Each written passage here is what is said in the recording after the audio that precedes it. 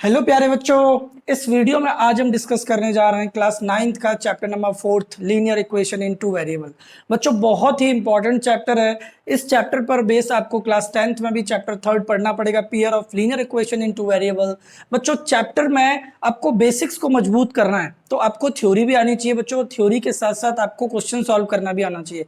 इस वीडियो में आज हम डिस्कस करने जा रहे हैं क्लास 9th का जो चैप्टर आपका लीनियर इक्वेशन इनटू वेरिएबल है, उसके एमसीक्यू क्वेश्चन जो आरडी शर्मा से लिए गए हैं। बच्चों क्वेश्चंस को पूरा देखिएगा और क्वेश्चन को खुद से करने की भी कोशिश करिएगा। और अगर आपको कहीं पर भी क्वेरी रहती है तो आप कमेंट बॉक्स में जरूर लिखकर बताना। इस वीडियो में हम बहुत ही वैल्यूएबल इंपॉर्टेंट क्वेश्चन डिस्कस करेंगे और हम आशा करते हैं ये क्वेश्चन आपको जरूर पसंद आएंगे। इससे पहले आपने चैप्टर 3 की भी वीडियो देखी होगी या चैप्टर 1 की भी वीडियोज आपने देखी होंगी। इसी तरीके से आपको वीडियो लगातार मिलती रहेंगी एनसीईआरटी प्लस पर।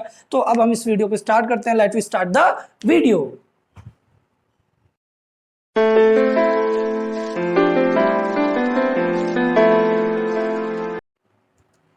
देखो बच्चों, अब हम क्वेश्चन करना स्टार्ट करते हैं, जिसमें कि हम 10 से 12 क्वेश्चन करेंगे जो कि बहुत इंपॉर्टेंट क्वेश्चन होंगे। इनसे बाहर आपके स्कूल के एग्जाम में कोई भी क्वेश्चन नहीं मिलेगा, विश्वास करिएगा। अगर कोई भी क्वेश्चन फिर भी आता है तो हमें कमेंट बॉक्स में लिखकर जरूर बताइएगा और ये भी बताइएगा कि इनमें से कितने क्वेश्चन आपके एग्जाम में रिपीट किए हैं।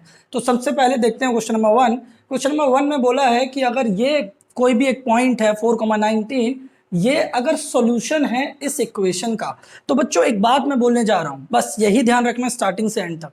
अगर कोई भी पॉइंट सॉल्यूशन है किसी भी इक्वेशन का, तो बच्चों उस पॉइंट को अगर हम इक्वेशन में रख देते हैं तो लेफ्ट और राइट बराबर होते हैं। बात खत्म। सुनो, x की वैल्यू उठाकर यहां 14 रख दीजिए और y की वैल्यू 19 रख दीजिए।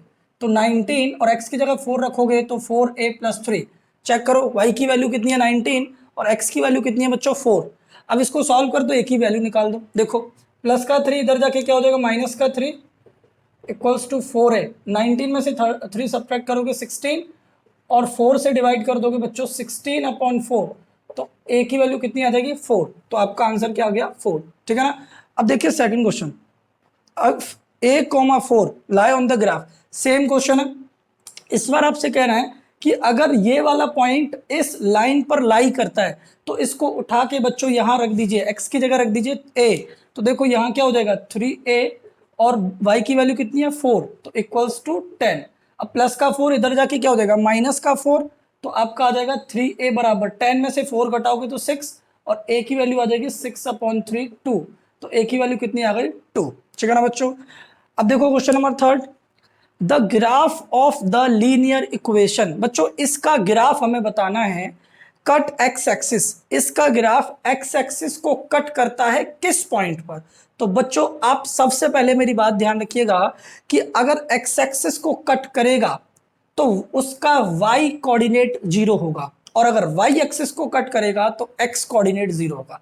एक बार फिर समझो, अगर इस लाइन का ग्राफ y एक्स एक्सिस को कट कर रहा है तो इसकी y की वैल्यू क्या होगी 0। बात खत्म। अब देखो यहां y की वैल्यू 0 रख दो तो आपका x क्या आ जाएगा बच्चों 2x बराबर 4, तो x बराबर 4/2। तो अब आप एक बात बताओ, x की वैल्यू 2 और y की वैल्यू 0, कौन सा ऑप्शन सही है 2,0, ए ऑप्शन सही है। तो ये वाली बात ध्यान रखेंगे, अगर कोई भी लाइन का ग्राफ x एक्सिस को कट कर रहा है तो y 0 रख दो, और अगर y एक्सिस को कट कर रहा है तो x 0 रख दो। अगला question, how many linear equation, ऐसी कितनी इक्वेशन होंगी जो इन दोनों पॉइंट को सेटिस्फाइड करेंगी। बच्चों ऐसी इन्फानाइट इक्वेशन होंगी, इन्फानाइट मैनी इक्वेशन होंगी। अब आपको लग रहा होगा कैसे, तो मैं आपको एग्जांपल देखिए बता देता हूं बच्चों। सबसे पहले आप ये देखिए कि अगर मैं एक इक्वेशन बनाऊं x + y = -1, तो बच्चों देखो इक्वेशन का मतलब है x की वैल्यू अगर यहाँ 2 रखोगे और y की वैल्यू 3 रखोगे तो 2 में से 3 घटाओगे तो -1 आएगा ना। एक तो ये इक्वेशन बन गई।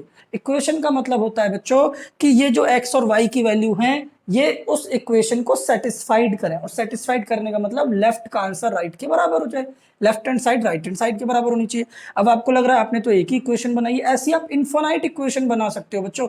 देखो अब जैसे सपोज करो आपने x - y बनाया, तो देखो x की वैल्यू कितनी है 2 और y की वैल्यू रखोगे माइनस, तो माइनस माइनस प्लस, आपकी एक इक्वेशन ये आ गई। ऐसे आप बहुत सारी इक्वेशन बना सकते हो। ठीक है ना। तो अगर आपसे कहा जाए कि x और y की वैल्यू आपके पास ये है और आपको बताना है कि कितनी इक्वेशन बनेंगी, तो इनफाइनाइट मैनी इक्वेशन बनती है। अब हम बढ़ते हैं बच्चों इसी वीडियो में नेक्स्ट कुछ इंपॉर्टेंट वैल्यूएबल क्वेश्चंस की तरफ। नेक्स्ट क्वेश्चन देखो बच्चों, अब हम बढ़ते हैं नेक्स्ट क्वेश्चंस की तरफ। क्वेश्चन नंबर 5 में बोला गया है the equation x-2 on number line is represented by.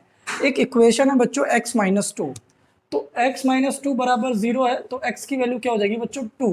तो हमसे बोल रहे हैं कि x की वैल्यू 2 नंबर लाइन पर क्या रिप्रेजेंट करेगी। तो बच्चों एक नंबर लाइन आप बनाइए, जैसे आपने ये नंबर लाइन बनाई 0 1 2 3 -1 -2, तो x बराबर 2 बच्चों ये वाला पॉइंट है ना, तो ये x बराबर 2 क्या रिप्रेजेंट कर रहा है बच्चों, पॉइंट को रिप्रेजेंट कर रहा है। तो इसलिए यहां पर आपका करेक्ट आंसर क्या आ जाएगा, पॉइंट। x-2 जो इक्वेशन है किसी भी नंबर लाइन पर एक पॉइंट को रिप्रेजेंट करती है। ओके, अब देखो x बराबर 2 और y बराबर -1 किस लीनियर इक्वेशन का सॉल्यूशन है। तो बच्चों चेक करने के लिए हम x की वैल्यू और y की वैल्यू को लेकर इक्वेशन में पुट करके देखेंगे कि किस में लेफ्ट राइट के बराबर है। तो देखो सबसे पहले हम पहले से स्टार्ट करते हैं। x की वैल्यू यहां आपने 2 रखी और y की वैल्यू आपने -1 रखी, तो देखो चेक करो क्या 0 आंसर आता है। देखो 2 यहां तो 2 ही रहेगा और प्लस माइनस माइनस, तो आपका 0 आ गया। तो आपका पहला ही आंसर सही है, क्योंकि x की वैल्यू अगर हम पहले वाले में पुट कर देते हैं 2 और y की वैल्यू -1, तो लेफ्ट राइट के बराबर आ रहा है। It means first is the correct option.